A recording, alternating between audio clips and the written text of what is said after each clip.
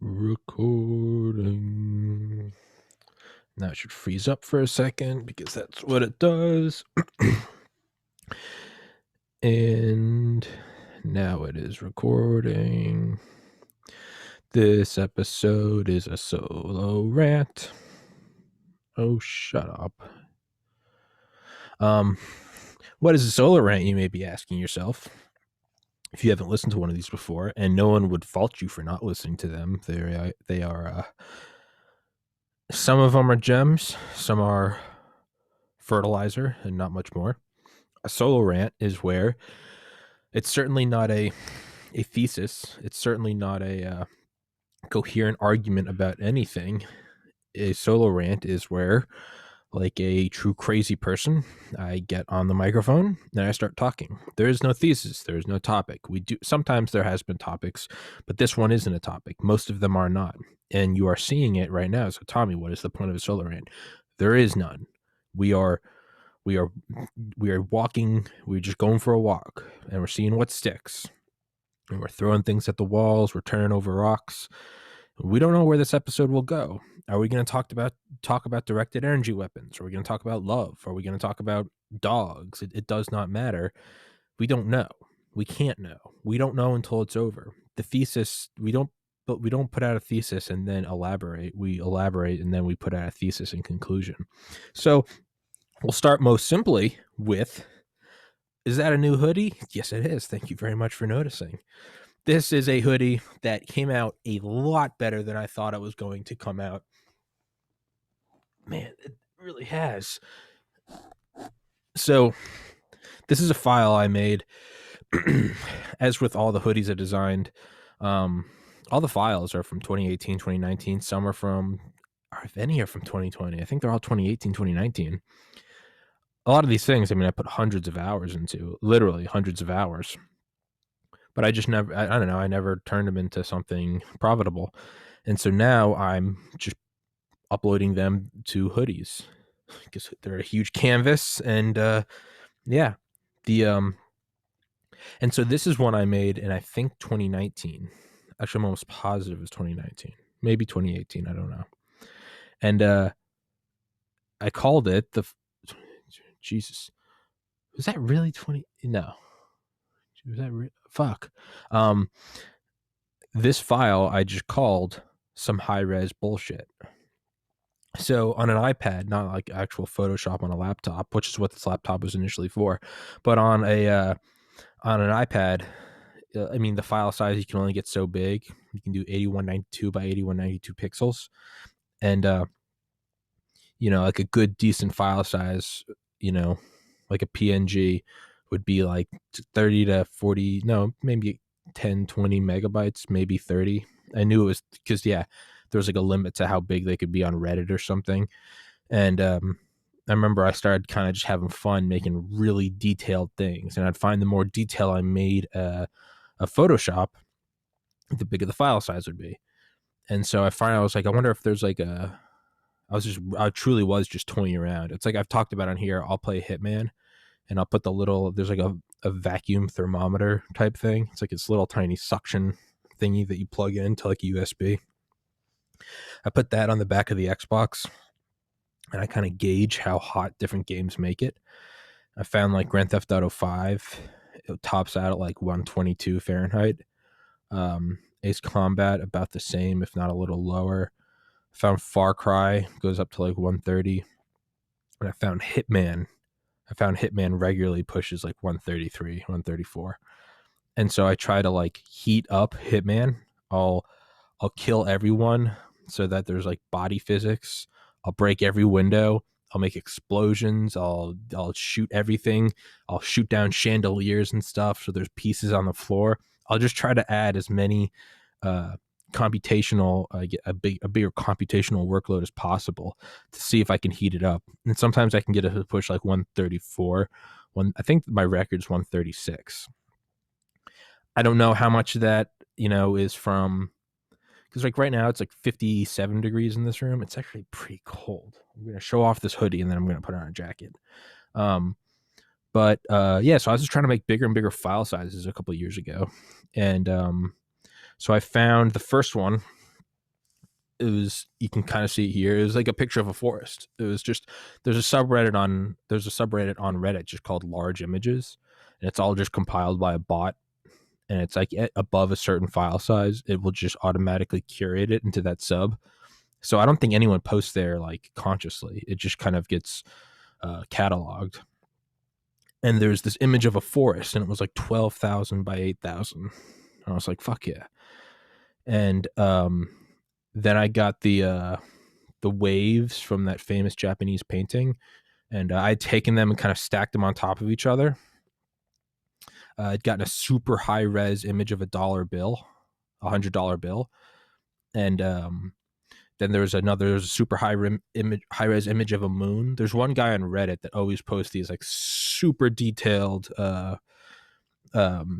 stitched together images from like hundreds of different images of moons. He's very talented at it. Andromeda. There's another one of like a cheetah, like its hair, like you could see every hair. It was like an 8K background. There's another one of like I think a tiger.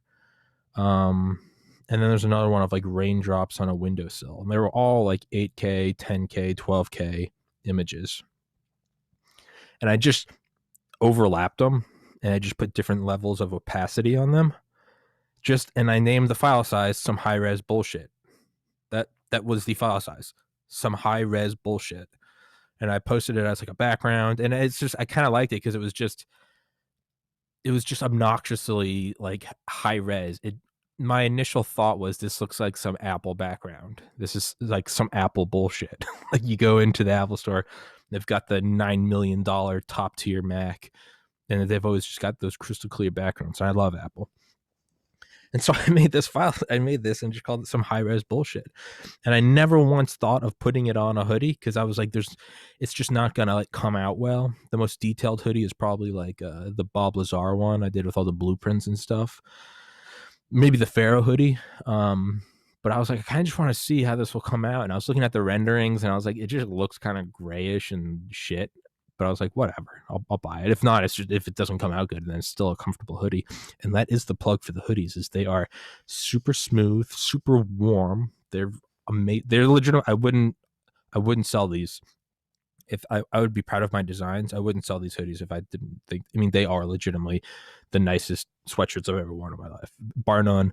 I will die on that hill. I will stake my reputation on that hill. They are. And they're all designs. This one is more of an amalgamation. But anyway, so I wanted to see how it would come out. And I am pleasantly surprised. I don't even know how well the camera can show it, but like, okay, you can see like the $100 bills. Now you can see like part of like the forest, right? You can see the stripes of like the leopard. Look closer, you see $100 bills, see the tiger skin, right? Now you can see like parts of the sunset. Oh yeah, there's another image. There's another one on. There's another image in there, and it's a super high res sunset taken at like 1 inch above the ground on a beach. So like the waves are crashing, and the sun's coming through in the background. So that's on there too. Yeah. So right. So you see the stripes. You know, look close so you can see like hairs, right? $100 bills. You can see the forest, obviously. See all the stars from Andromeda. You can see the rain droplets. You can see, the wave is super. There's probably the best proof of it. You can see the crashing wave. Obviously the moon, right? I just named it some high res bullshit. If you can't tell, I'm so dumbly, simply entertained by this, and I'm so proud of it, because these are all other people's photographs. This isn't even, it's not like, but that does look kind of cool. See how the moon melts into like leopard skin, and then you see the 100. Man, I'm really fucking digging this thing.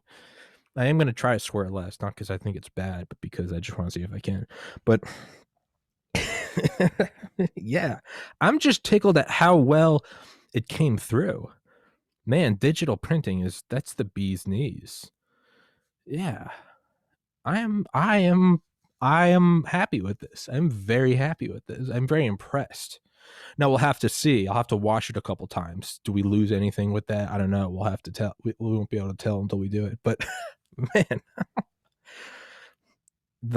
you were getting a sneak peek into the simplicity of my mind. Man, I like that. Definitely need to make some more. So how many hoodies am I at now? I got this one. I've got Bob Lazar. I've got the Pharaoh one, the Alex Jones one. Those are all pretty. Let's see. Those are all pretty detailed, and then we've got two simpler ones. The Thought Thickens and the A10 Warthog.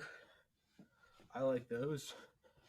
Should probably lower the price of those because those designs aren't as good. I'll make a note of that. I'll lower the price of those. Those don't deserve to be where they are. They are not as good. Make a note. A10 price point. Is that the right word? Price point and thought price. So, I mean, they're folded up, and I don't want to unfold them because I'm a bitch. But here's the Pharaoh one. It's very detailed.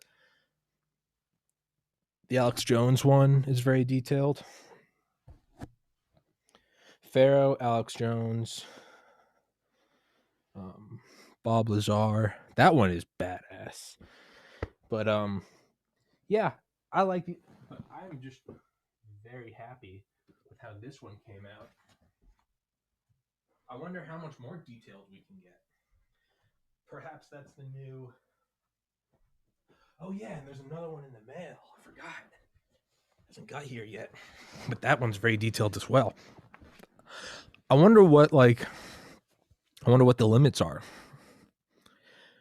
Or maybe there aren't any limits. Maybe there's just a clear limitation on what I perceived as limits. Because I mean, that is man, I wonder how many people have just tuned out by now. If you're still listening, can you just comment that you're still listening? I did this the other day on an episode. I was like, if anyone's listening to this, please comment this, and I will give you a free hoodie. And no one did. So I don't think anyone's listening.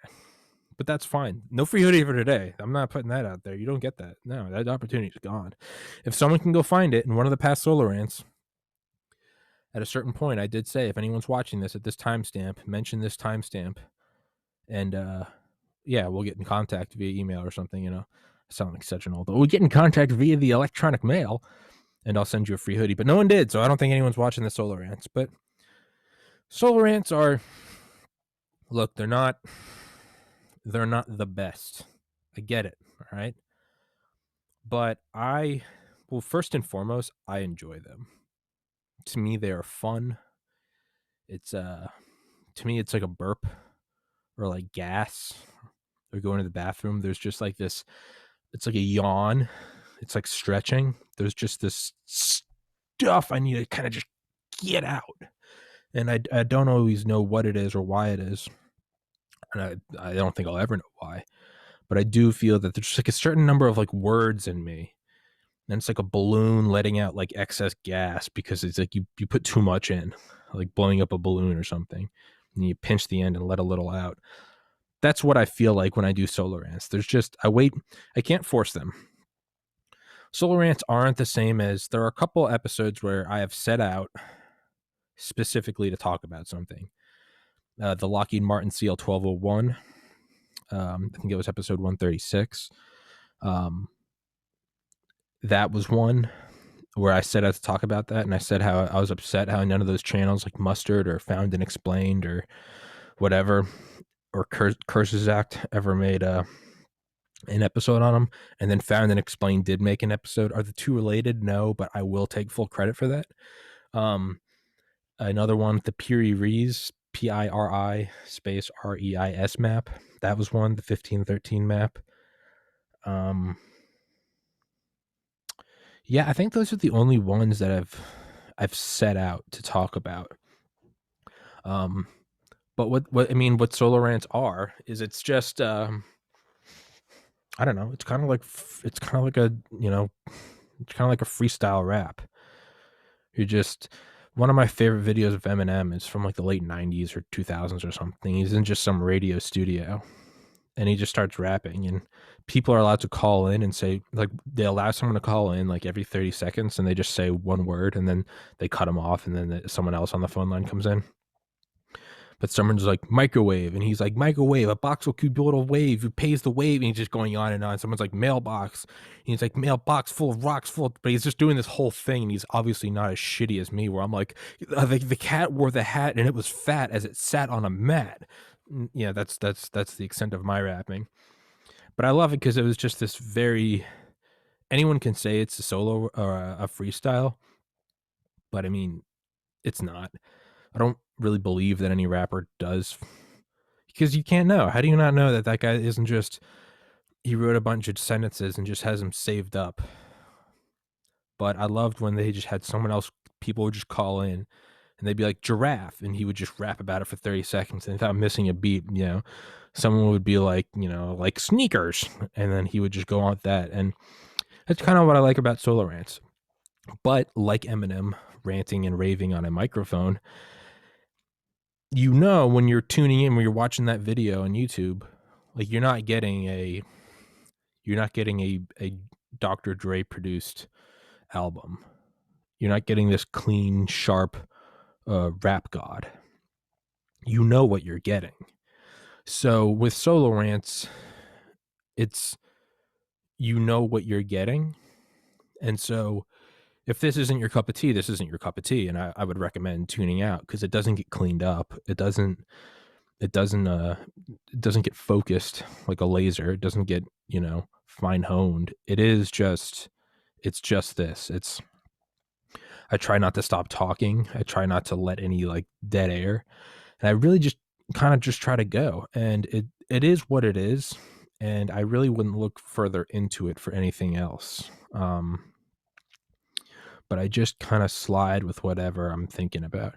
I was thinking yesterday about like COVID and COVID strains and stuff, and vaccines. And I was thinking, what if, conspiracy hats on, credibility gone.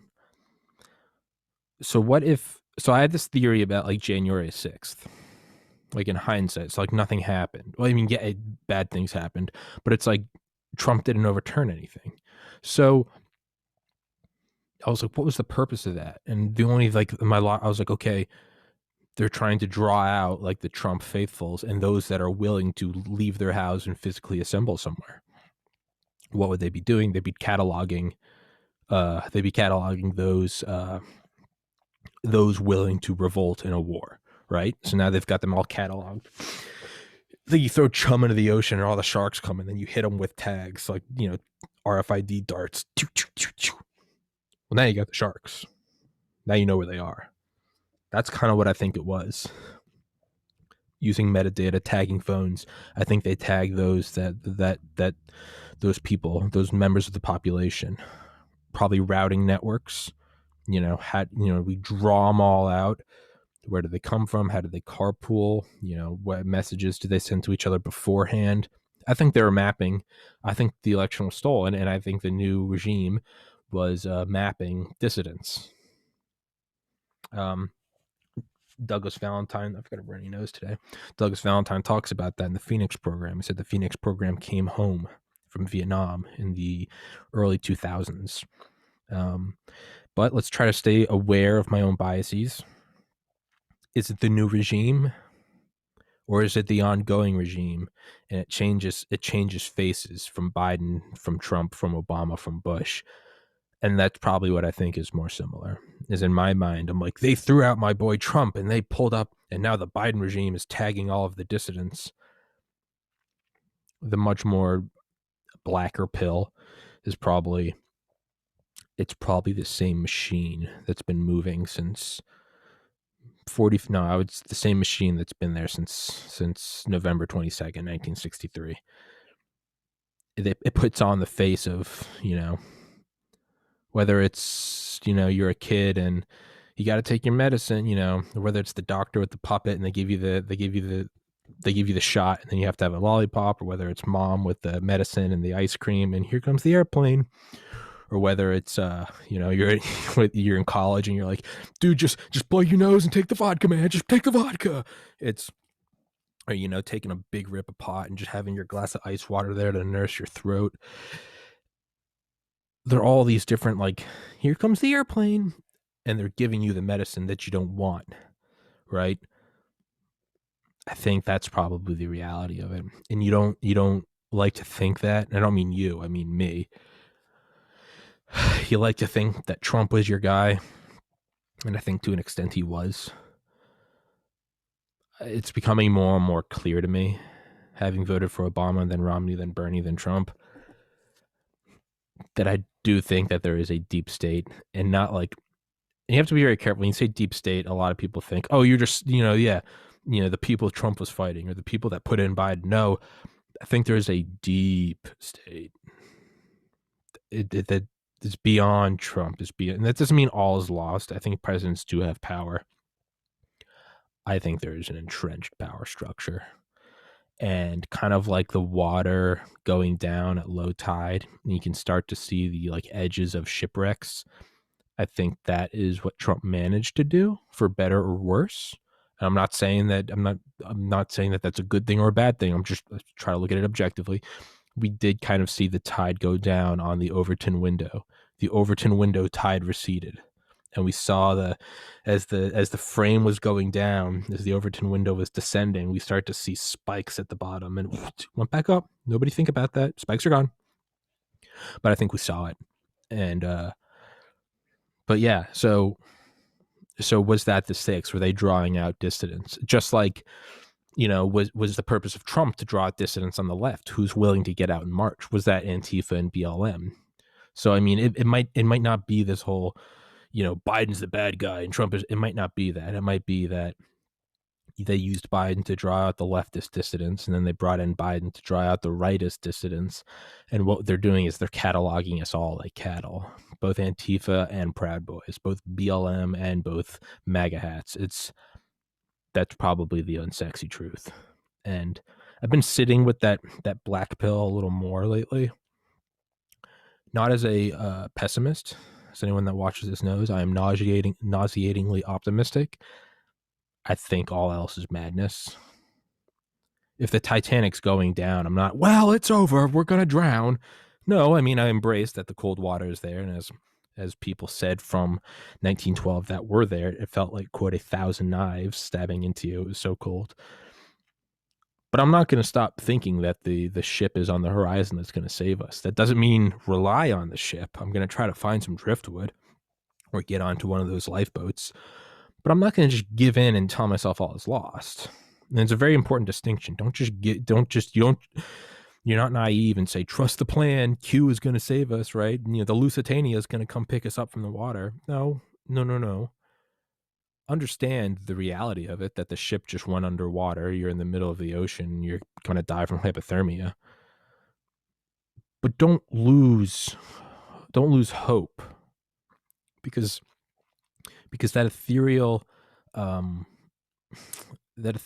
sort of non-corporeal hope does have physical effects in the real world, right? Like fake news, it's like, Twitter's not reality, Instagram's not reality. But when there is a tweet or something and it does affect the stock market, and that stock market affects your holdings, and the holdings affects, what school you put your kid in, it very quickly does have an effect. And it affects whether or not you have some disposable income. And if you do, you grab a hoodie by TPC, or whether you don't. Well, now that tweet's become reality. Now there is right? I'm holding, I'm not touching you. But if I'm knocking over a domino that hits a basketball that rolls down a seesaw and then bops you on the head with a fucking ruler, in a way I have touched you. That's a great soundbite. But there is reality. There is reality, So I don't think it's good to be negative.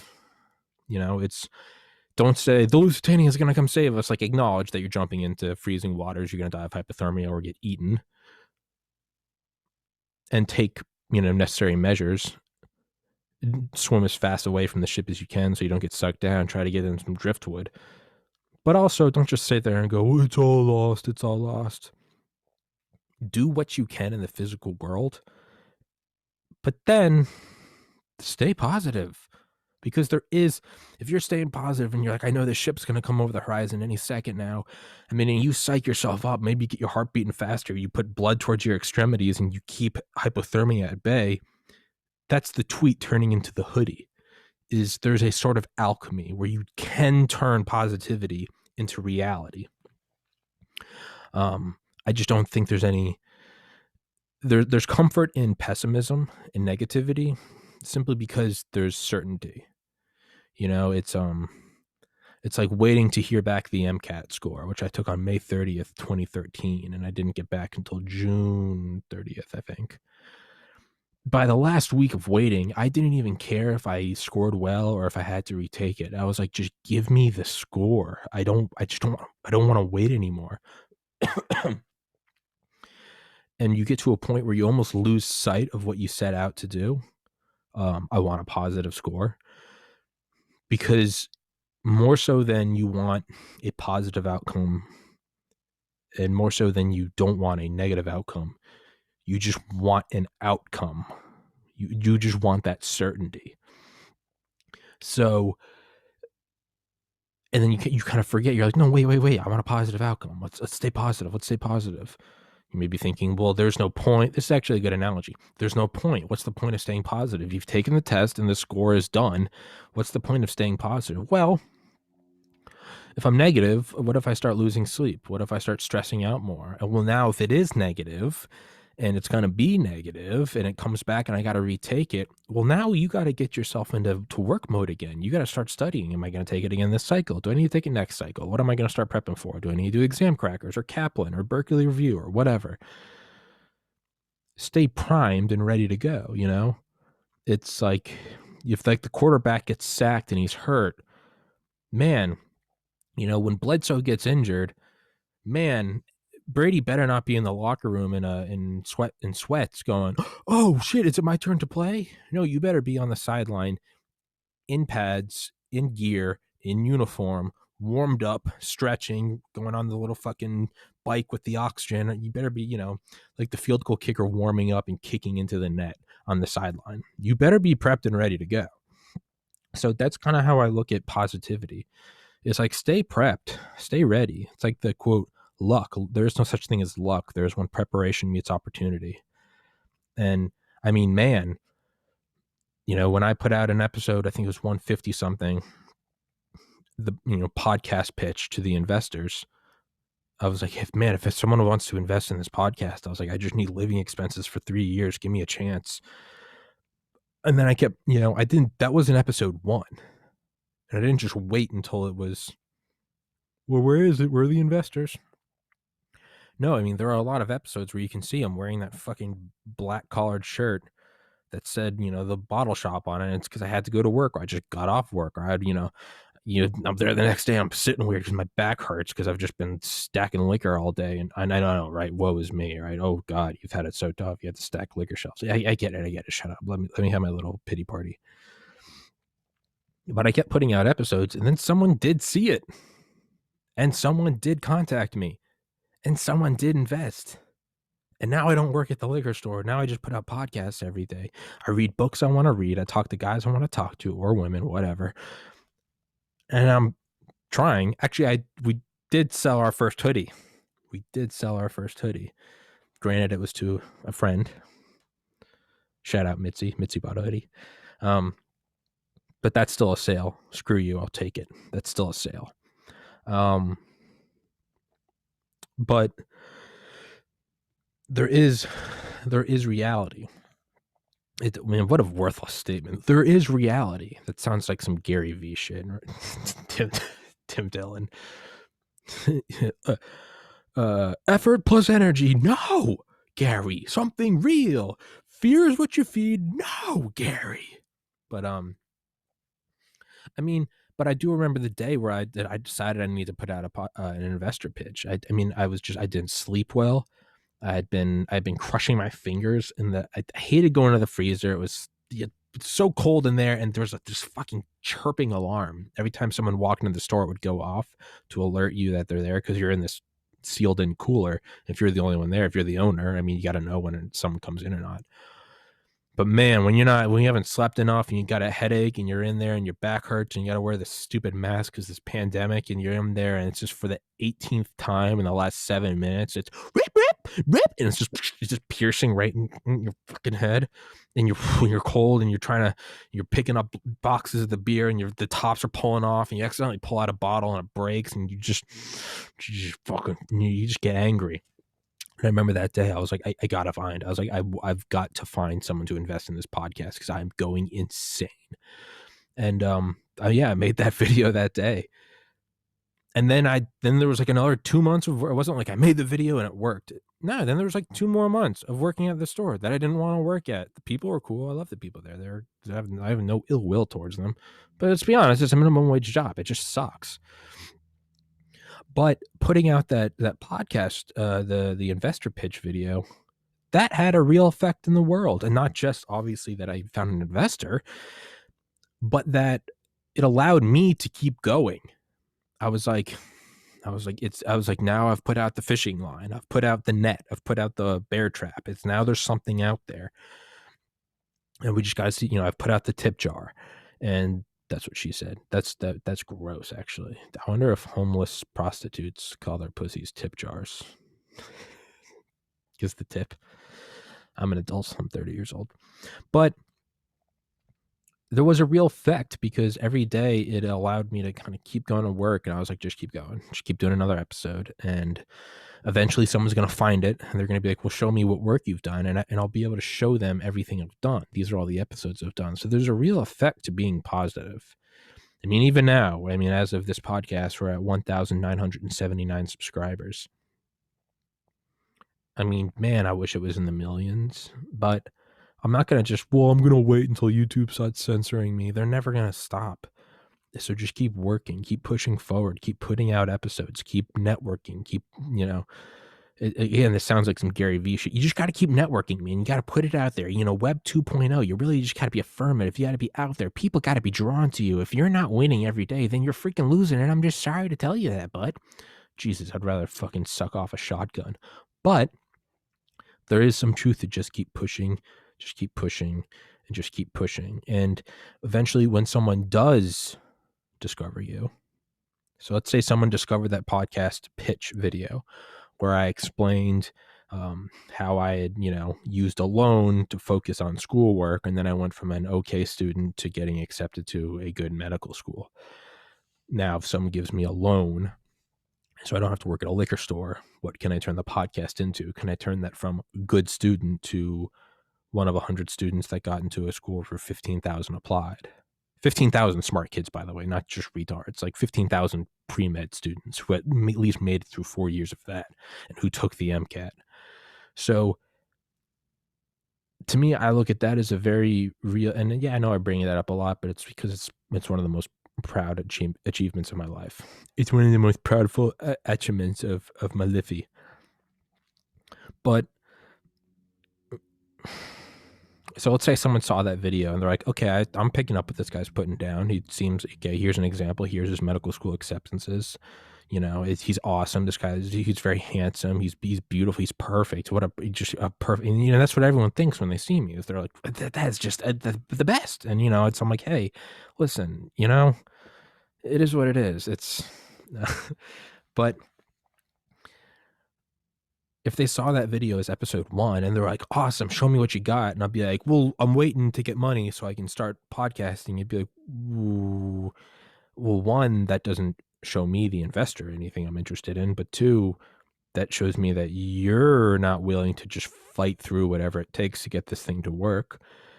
And 3, now I don't even know what product you're putting out. So whereas it's like, yes, I have an investor now, and which I also do think that this is the future of podcasting. I legitimately, what's today? The 25th, 26th? Friday, February 26th, 2021, 12:33 p.m. Eastern time.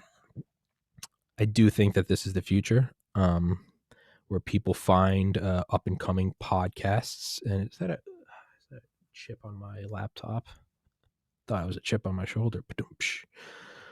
But it's where people find up and coming podcasts, and you go into a contract. Hey, you give me X percentage of all future revenue, and you do your thing. I mean, kind of like record deals, but not as price gouging. I think that the creator of the podcast has to own 51 or greater percent. I think that's the only way it will work. Otherwise, you're kind of just doing the whole network TV thing. You're going to put out this, and then Jimmy Fallon, you're going to talk to Oprah. Jesus Christ. How about another joke, Murray?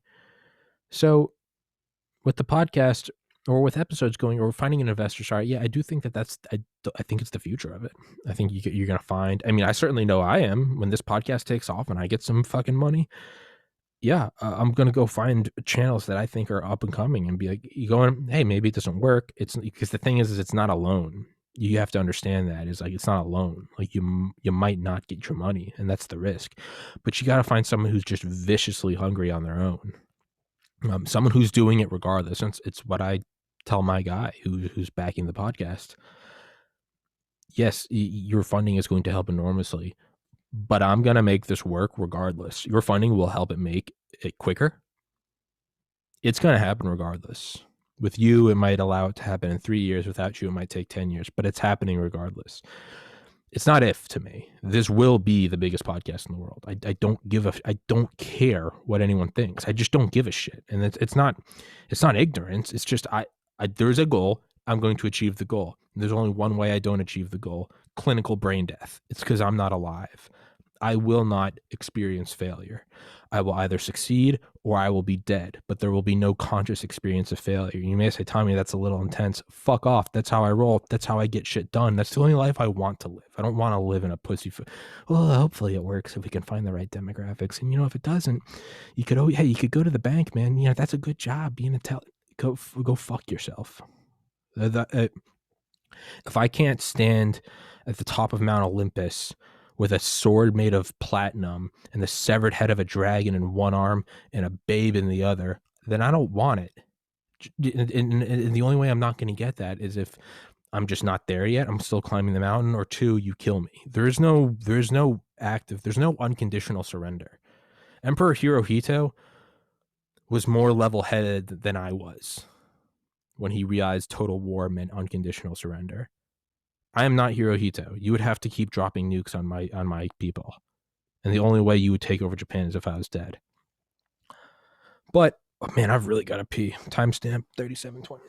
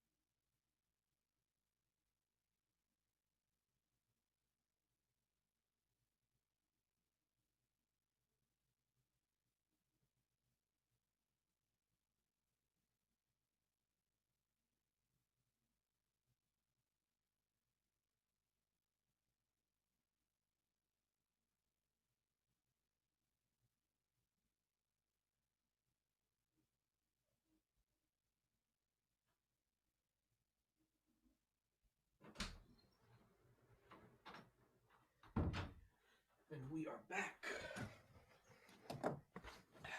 37:27. That always blows my mind. That's why I never edited up bathroom breaks, because I didn't know it took that long. I thought I was gone for 30 seconds. 37:27 to 39:01. My God. But I don't know. Somehow we got to Hirohito and how I thought he didn't go far enough. Whatever. But so there is a real effect to staying positive. And I'll die on that hill.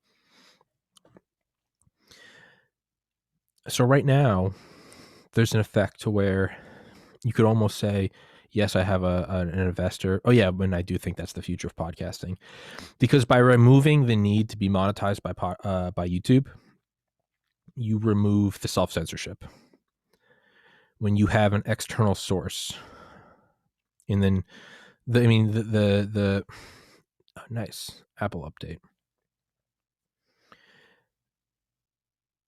What you have to do is you have to make your revenue source something that is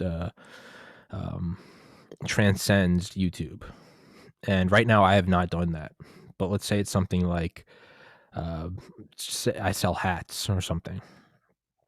If you put out a website with hats and then you just link it to Rumble, BitChute, DTube, VO, YouTube, band.video, whatever, Vimeo, I don't know why I felt the need to throw it. And Vimeo, don't forget Vimeo. You are not beholden to YouTube. You're beholden to your own website.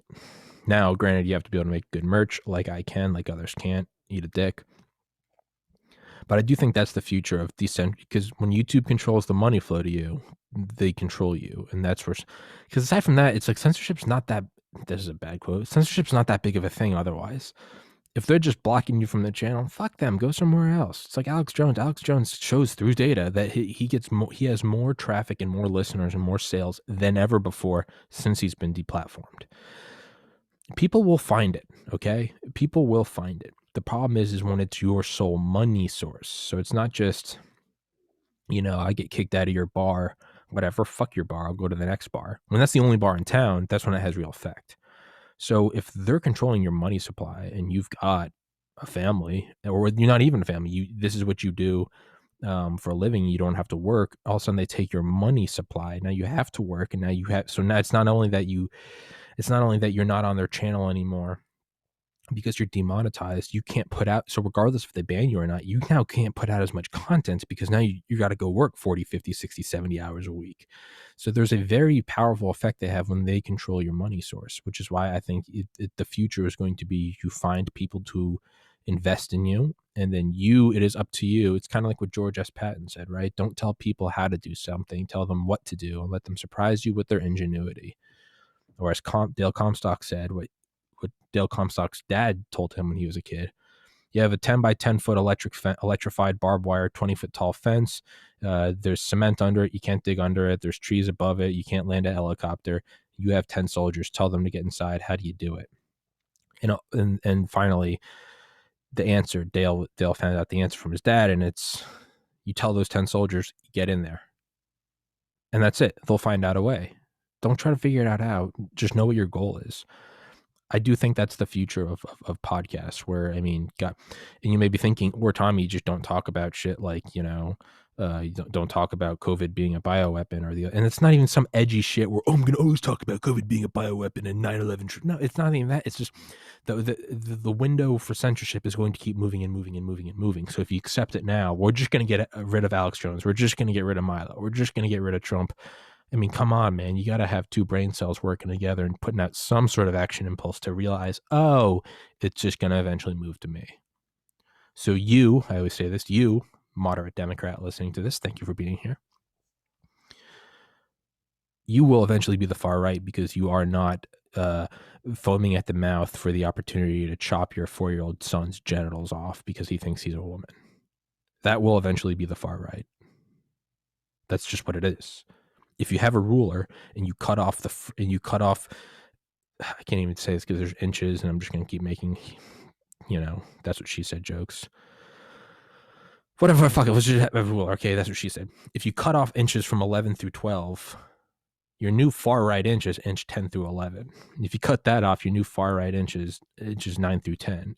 You can't stop it. So I do think it's the future of podcasting. What you're going to do is you're going to find someone that has any sort of original thought, and you're going to give them, living expenses, apartment, internet connection, hard drives, microphone, whatever, and give them a couple of years, and you say, make it profitable. And if they've got what it takes, they'll make it profitable. And if they don't, you lose your investment, whatever. If it does work, maybe you're going in halvesies on the next Joe Rogan. I don't know. I think that's what it's going to be. You couldn't tell anyone that you're looking at them like that, though, because that would alter, right? That'd be like the double slit experiment. That would alter like consciousness altering reality.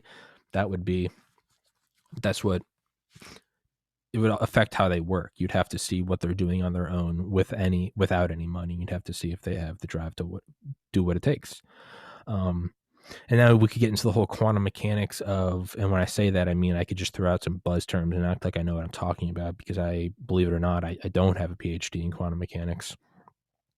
Is that right? The double slit experiment, the idea that the conscious observer does affect reality. Is it a particle? Is it a wave?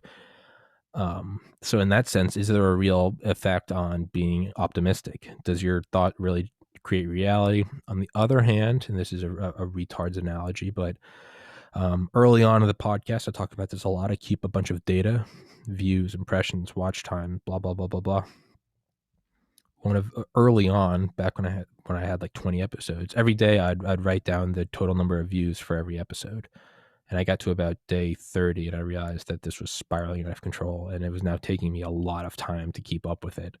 I mean, we're at 370 something episodes now.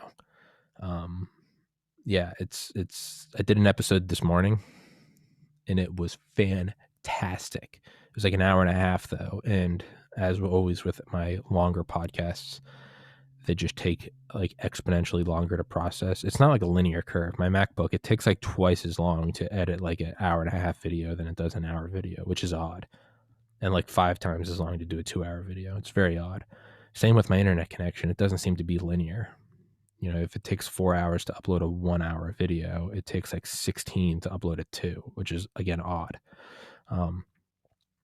So technically that was episode 371 and this is episode 372, but this one will upload quicker, and I haven't uploaded a video today, and so I'm going to upload that tomorrow. So now that's going to be 372 and this is going to be 371. Who asked, you may be wondering? No one did. Fuck off. If someone's watching this right now, the code word is banana feet. Comment that, and then we'll get in touch and I'll send you a free hoodie. If anyone's watching right now, banana feet. That is, and it doesn't matter if it's 1 word or 2 words. Just someone comment it, banana feet. If someone comments that in the next, it'll be uploaded by tonight. If someone comments that by Monday morning, we'll just say midnight tomorrow, midnight on Sunday, midnight on today's Friday. I thought today was Saturday. Jesus Christ. If someone comments that by midnight Saturday night, so Saturday the 27th at 11:59 p.m., if someone comments banana feet, we'll get a free hoodie. Let's see if someone watches this within the 24 hours that it's up. Again, Solar Rants, you understand what you're getting. There's no coherent argument in here. This is all over the place. So don't tune into this if you're looking for a real product. You're not going to find it. Go away. What the fuck were we going with that? Investing, podcast, blah, blah, blah. Yeah, I don't know. Fuck, I have no idea where. Came back from the bathroom talking about investing. What were we talking about before that? Jesus Christ in heaven. I completely forgot. Laptop? Microphone? I have no idea what we were talking about. I don't care. Investing in the podcast. Fucking find the next person that's going to work hard and put out good products, and did an episode before this with a cool guy. That was a very good episode. That was an awesome episode. Whatever. Guess that thought's lost forever now. But, in a way, I do look at the fact that like the podcast hasn't blown up yet as like, was I thinking parameters? Parameters, writing down video views every day, conscious experiment, double slit experiment. I would go in and I would, before I even knew what YouTube Studio was, which is like it's an app for us upper echelon elitists. We get to see what's actually going on with the journals. You peons wouldn't understand. Just trust us, all right? 14 days to flatten the curve. It's something where you can just go in and kind of, it's like you get to step behind the stage. If like the stage, the podcast, YouTube app is like one of the seats in the theater. YouTube Studio is like you get to go up to where the projector is and you like get to look at all the other stuff. It's just a good way to track analytics and shit. But before and when you look at videos on there, it's like it doesn't like. Before I knew that existed, I would go in and keep records of the videos every day, but I would go in through YouTube on my personal channel, my personal account where I watch shit on. It's just an anonymous account. But I would go in and I would view the episode every day, and I'd see the number, and I'd write it down in Excel. Until finally I started to realize, wait, how come they're all going up by 1 view a day exactly? And I was like, oh, fuck, that's me. That's me observing it. I mean, literally by clicking on the video and observing it, because YouTube has so many different numbers. If you just go to the search bar and type in Tommy's podcast, you're going to see a couple results, like a horizontal scroll. Those have numbers of views on them. If you then go to my channel and look at the vertical scroll, each of those will have their own unique number. If you click on the video and go to views, that will have a third number. And then if you go to YouTube Studio,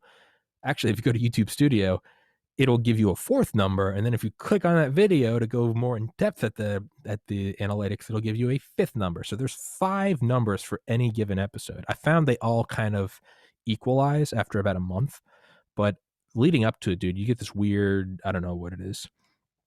It's like a glimpse behind the curtain. You see like the fucking around of it. Maybe it's not on nefarious, who knows? But I mean, that's like an example where that, for me, that kind of altered the double slit experiment in my mind. Because I was like, because I had heard Rogan talk about it before, and it's him saying like, I'm not a physicist, but he's like, doesn't it seem like the very act of measuring can affect the measurement? And I can't translate that into quantum physics or quantum mechanics, but I can, in my own simple mind, look at the examples I do have. And for instance, me recording the number of views on an episode, I can see it alter the number of views on an episode. So I don't know. But then again, who knows? Maybe that's a good thing. Maybe positively looking at the world will allow you to positively see things that maybe you wouldn't otherwise, right? If you're looking for, if you look at data, you can find support for anything you want. It depends on what you want to find, right? If you look at data, if you look at any given data, you can say, bananas cause cancer. India is the biggest culprit of climate change. Or people with brown eyes inherently love J.R.R. Tolkien over J.K. Rowling. Like, you can find whatever you want. But let's take that and run with it. Is that an inherently bad thing? If you want to find positivity, if you want to find optimism, if you want to find positive news in the world, if you want to find medical breakthroughs, if you want to find success stories of farmers from China getting into MIT, if you want to find happy couples who aren't divorced, if you want to find people that overcome hardship, if you're looking for that, well, you're just looking for that, and so you found that. Yeah.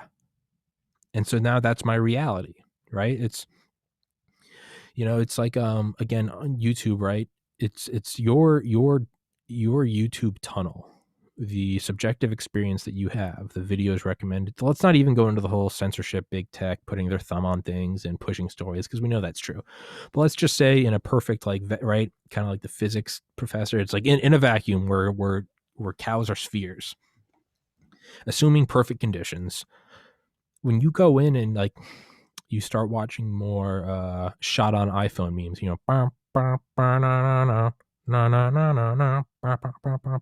which I saw the funniest one I've ever seen yesterday. The guy with the champagne on Putin, the race car driver. That's the best one I've ever seen. You're fucking the phone one. But as you start watching those, you're gonna start getting those recommended. As you start watching a new channel and you search for that channel more and more, you get recommended. I don't have any notification bells on. No one gets notifications on my phone. I have not granted that access to my conscious reality to anyone. My sphere of reality, nobody gets access to that. That just gave me a kind of a flashback to, I remember one time I took 400 micrograms of LSD and I think 9 grams of mushrooms. And I had the realization that like all of reality is actually just really, you're basically in a virtual reality bubble. It's just a 360-degree sphere, and you've never actually moved an inch in your life. It's all an illusion. and everyone you love who has died is actually just behind the screen, and they're all they're all clinking drinks and they're watching you, and they're like, oh look, he's watching the 2020 election. Oh look, he thinks it's a communist coup. Oh, he fell for it. Oh, he's so scared right now. He's so scared. But they're watching you with absolute just love. They're like, he's just watching a movie. He doesn't know it yet, and they're just laughing. Again, Tommy, that may be an overly optimistic view. There's a communist coup. There's a new technocratic super elite. Yeah. Or I can just stay positive. Well, what if you're staying positive and there's no backing up of that? What if it's just a negative world? Well, then I'll stay delightfully intoxicated with positivity. Like I don't. If one of the engines falls off the plane and you're barreling into a mountainside and you've got a minute left, are you going to spend a minute of sheer terror saying it's fucked, we're going to die? Or are you going to spend a minute going, it might land, and you may be saying, no, you need to face the fact that you're about to die. And sure, there's some reality in that. Again, the Lusitania is not right on the horizon. It's not saving you jumping off the back of the Titanic into the Atlantic waters. Sure, acknowledge, okay, but once you've done the acknowledgement, like, okay, let's say you have 10 minutes before you hit the mountainside. You first, yes, acknowledge it. And let's say that for whatever reason, you can't get in touch with your wife and kids. So it's not even like you could be spending your final moments with them. So you first things first, you text them, love you, I'll always love you, whatever. And let's just say for the phone burps out, that's no longer a thing. Okay, you acknowledge, you're not just going, it'll probably land. No, you're being very real. It's going to crash. You should probably reach out to those you love and tell them you love them. Okay. Well, after that's done, and no, it's not like you can reach out. It's not like you're Iron Man. You can like pull the engine back on and hold it, it's, you can't do that. I don't think it's like there is no real effect you can have. So if you just have 9 minutes, do you want to spend your final 9 minutes hyperventilating and having an anxiety attack and vomiting? Or do you want to maybe keep your cool a little bit? Okay, it might land. If no matter what, the end result was always going to be the same, like you were going to hit the mountain regardless, would you not at the very least want to spend your final 9 minutes? Sure, maybe elevated heart rate, but going, I think it can land. I know this pilot is like one of the best. I talked to him before. He used to be in the Blue Angels. It's like, at the very least, stay a little positive, right? Drinking alcohol is just, that's an artificial good time. You're not actually happy. Sure, and it's not a way to go through life. But okay, if you got 9 minutes left or whatever, 9 hours, let's say you're over the middle of the ocean, the transponder's gone. Let's say there's an orbital EMP blast and you're over the middle of the ocean. No one's coming to help you because no one can help you because they can't help themselves. So you're just kind of drifting and you've got an hour before you crash into the ocean and die. You're going to drown. You're going to get eaten by sharks. There's no worse way to go than crashing a plane in the middle of the ocean at night. But let's say you've got 9 hours. Yeah, getting drunk, that's not reality. But would you rather not just throw back, a couple double shots real quick and take a Valium and then just get to exist in that world for 9 hours? At a certain point, it's a zero-sum game. Why choose suffering? At a certain point, you're choosing suffering. Again, 1940s America. It's I'm not going to focus on Hitler. I'm not going to focus on the rumors of concentration, which I don't even think we're out in the early 40s. But I'm just we're just living in America. Just isolationism. We're not going to go overseas. No, listen to George Washington. Listen to Smedley Butler. FDR's right. Blah blah blah. Lend-Lease program. Let's stay here.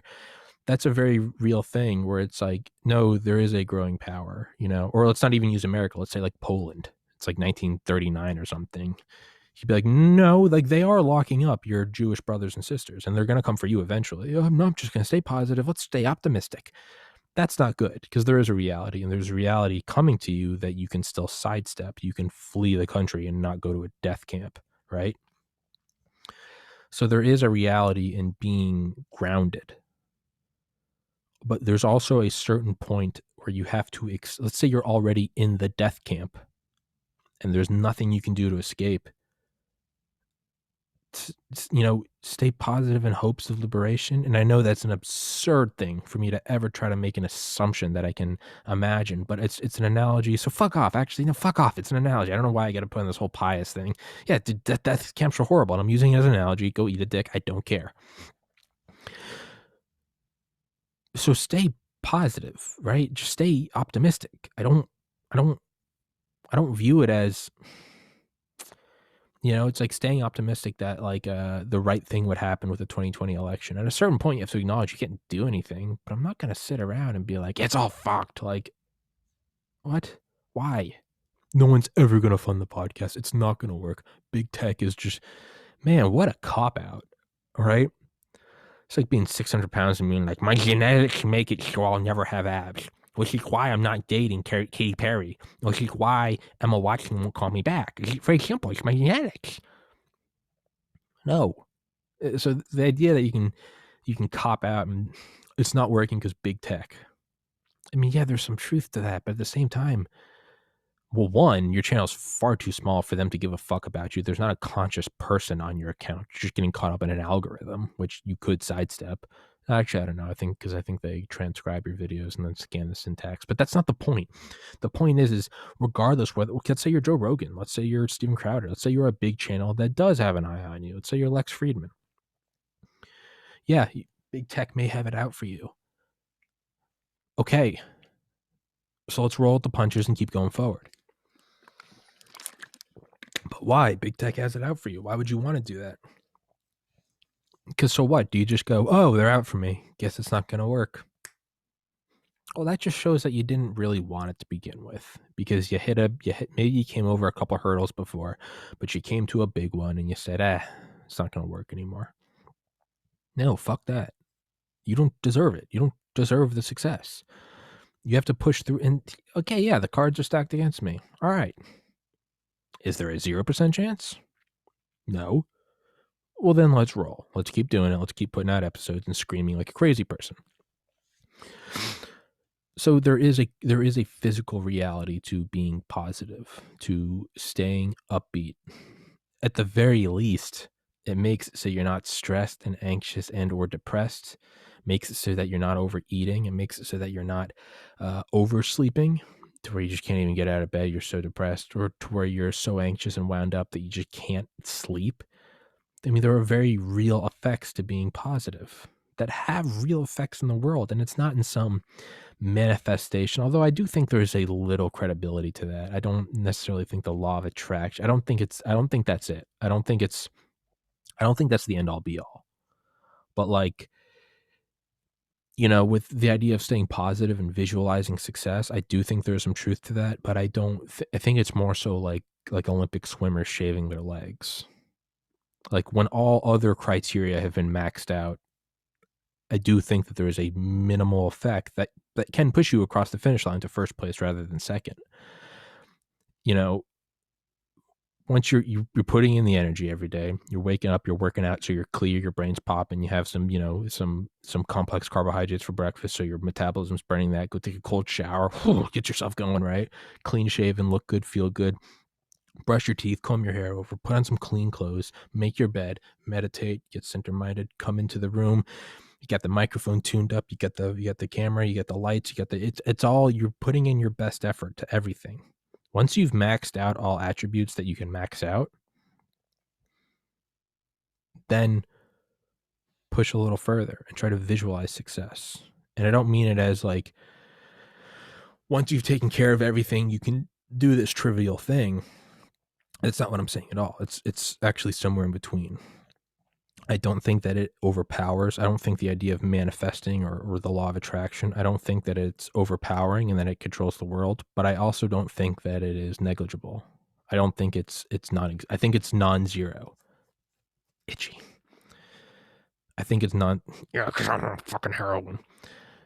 I think it's non-zero in that it's like shaving your legs, and Olympic swimmers shaving their legs. It's like the amount of drag it reduces is, I mean, negligible. It's if you just straightened out your breaststroke form, if you just lost a little weight, if you just did some more breathing exercises and increased your fucking red blood cell density. Okay. But once you've maxed everything out, like an Olympian, you do that last little bit, right? It's you use the slightly You use the paint that weighs an ounce per gallon instead of 2 ounces per gallon on your Formula One racing car, because everything else has been maxed out, from strategy to driver capability to machine parts to pit crews. To once you've done all that, sure, you try to shave off a little more. Because yes, every other thing, like what if you just took the license plate off the car? Yeah, that would literally outweigh the paint. But what happens when you've already done everything? Well, then you do start shaving off just the very little. You're like making a sculpture. Now you've gone from chainsaw to now you're down to like fine, not even sandpaper. You're just polishing. So I think that's what like positivity is, and not that it's a negligible thing, or not that it's a non-existent thing. Yes, once you've done everything else, once you've emailed as many podcast guests as you can, once you put out episodes, you run them through iMovie, you have lighting and sound dissipation mats, and you have a microphone and better video quality and audio quality and whatever, blah blah blah blah blah blah blah blah. You shower and shave and comb your hair over. Like once you do all that, yeah, sure, then you can do your little positivity thing. That's not what I'm saying at all. What I'm saying is once you do all of that positivity thing, I think there is a physical effect. I cannot possibly claim to know how it works, but I do think there's a physical effect in the world, and not just through some abstract way. Like I stayed positive, so I slept better because I was happy, and then I worked out more. Even though I think that is, you could argue that is no. I think there is something kind of like telekinesis, and I don't mean some like savant in some weird mansion in some shitty movie where they're moving a teacup with their mind, but kind of. But I don't think it's like moving a teacup. I think it's moving the teacup, but you can only move it like 2 microns. So it's like you have to do everything else first to where those 2 microns have a difference. Otherwise, it's not worth going through the trouble to try to move it 2 microns when you could just use your hand and knock it over, right? Trillions of microns in an instant. So it's more so like, right? It's like gravity over infinite distances. Like the other forces are going to take over. But once they've kind of coalesced, like gravity is going to, this might not be correct. Gravity might be the stronger, but it's right. It's shaving hundredths of a penny, or shaving hundredths of a penny in price for a can of Coke. If you shave off 1,000th of a penny per can of Coke, but when you're selling 1 billion cans a week, I mean, that has a real effect. That comes out to hundreds of thousands of dollars of profit. Like that's a real fucking thing. So it's like, volume with Walmart. It's like their profit margin is very low, but their revenue is, right. I think ExxonMobil was the most profitable company last year. But I mean, Walmart, I believe, had the biggest revenue, but not the highest profit margin. But their profit margin was so low, but it was just amplified over such a massive amount of revenue that it did, you get what I'm saying. I clearly don't have a business degree. But I think there is a sort of positive effect through staying positive, staying optimistic, not being blind, not being delusional, not being intoxicated on fantasy, but rather once you've maxed out everything, and I clearly haven't like fleshed out this idea. It's clearly not a fleshed out, dissertation, but there is something where it's like once you've done everything that you are capable of, and then you may be arguing whether someone else fucks with it, then does your positivity? I don't know. I don't know I feel like I'm discovering this new science. I don't know the laws yet. We haven't fine honed the constants. I don't know pi out to 1,000 digits. I don't know what E is, but so just get rid of that. So just assume in a perfect conditions that if you do everything that you can do, for me, good night's sleep, exercise, cold shower, breakfast, I make my bed, meditation, shave, I comb my hair over, I put on a clean shirt, I put on clean pants, everything. I wipe down my laptop, I make sure the lights are working, and I get it all. I put in and I meditate so that I'm clear-headed. I put in my A game so that I can bring my best. And after all of that, I do meditate and I visualize success. The podcast is going to work. It's going to blow up. One day the subscribers are just going to spike. You're going to get a huge guest. It's going to work. You're going to look back and you're going to be like, man, I can't believe that worked. And it's going to be great. And your family's going to be happy for you. And you're just going to turn into money. And you can have that relaxation of like, oh, okay, I can afford my own place now. You know, I can buy health insurance. Like, okay, you have to imagine all of that. And I do picture it. But I don't just sit around and I'm like, then it's gonna work. No, I'm making it happen through brute force. But I do think that focusing on it does pull it towards you in much the same way the observer does affect whether it's a particle or a wave. You may argue that was a flawed thing because by the act of measuring it affects it. Okay, well, it's still the act of measuring it affects it. Okay, so the act of you consciously doing something affects the physical, right? The ethereal consciousness affects the corporeal concrete matter. I don't give a fuck how if it was done by measurement or whether it was your mind actually creates. The thing still happened. It still happened. I don't give a shit, right?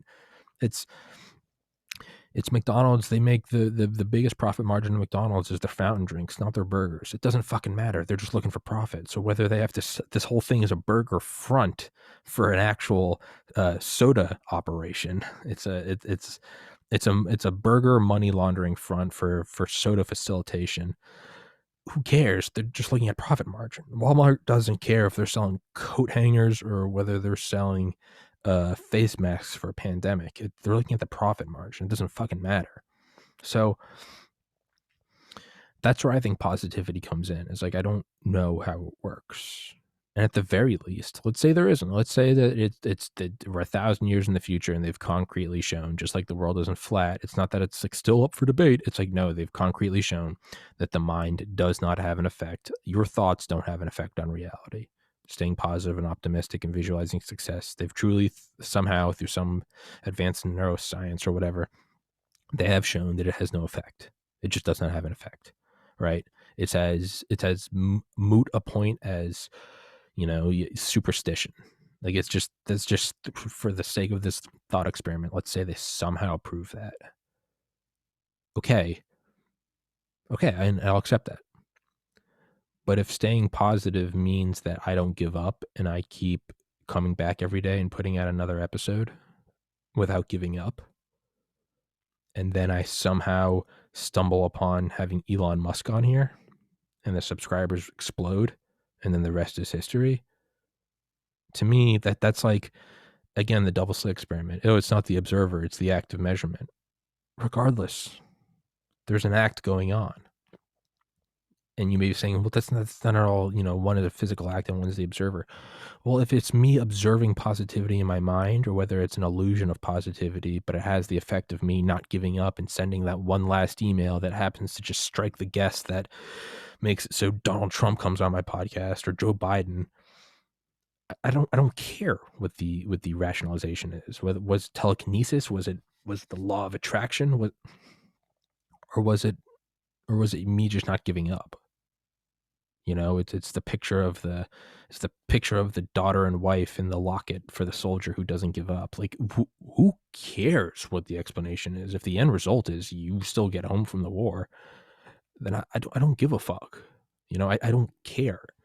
So that's where I think staying positive comes in. Now, to reach really far back,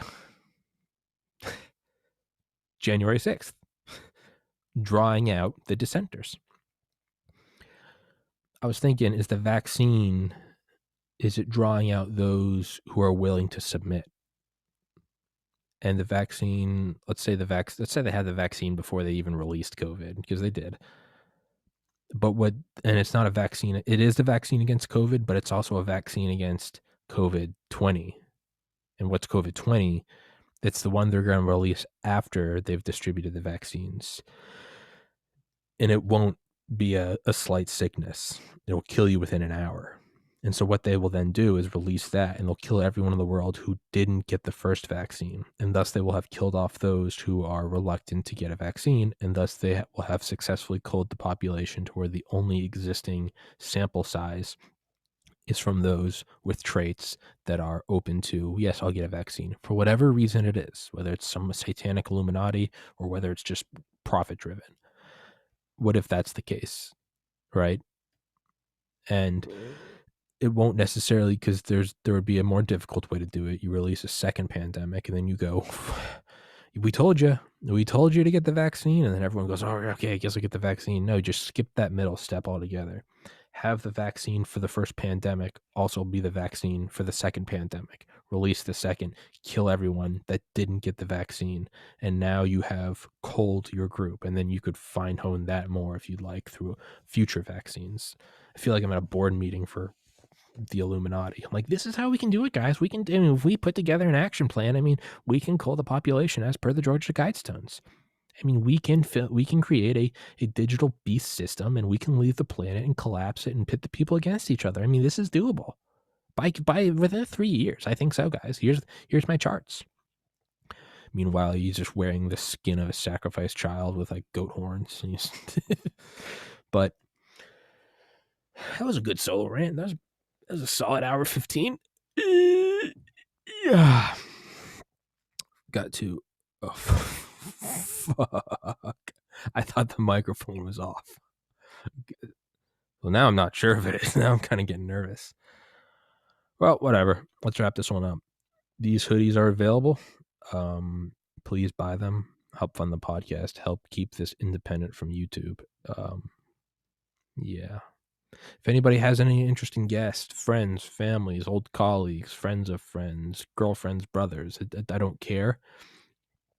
Please send them along to me. Have them comment or have them email me at tommyspodcast@gmail.com, tommyspodcast@gmail.com, or if you'd so like, at protonmail.com. Yeah, just try to get on here. And I love having guests on here. I love talking to people. Please help it out. If you like it, please subscribe. Please send it to others and tell them to subscribe. It is a guerrilla movement. It does not trend. And but you know what? Ultimately, that doesn't matter. Let's practice what we preach, and just going to come back tomorrow and do another episode, and then the next day, and then the next day. And that's what we're going to keep doing until the podcast explodes or until I have clinical brain death. It's one or the other. There is no quitting. Yeah, man, this hoodie is dope. I like this hoodie. I like it. I'll pat myself on the back for that. I don't care. I like it. All right, guys. Stay safe. God bless America. Thank you for the Patreon, guys. Kirill, Garrett, and AJ. Shout out, brothers. All right, guys. Peace.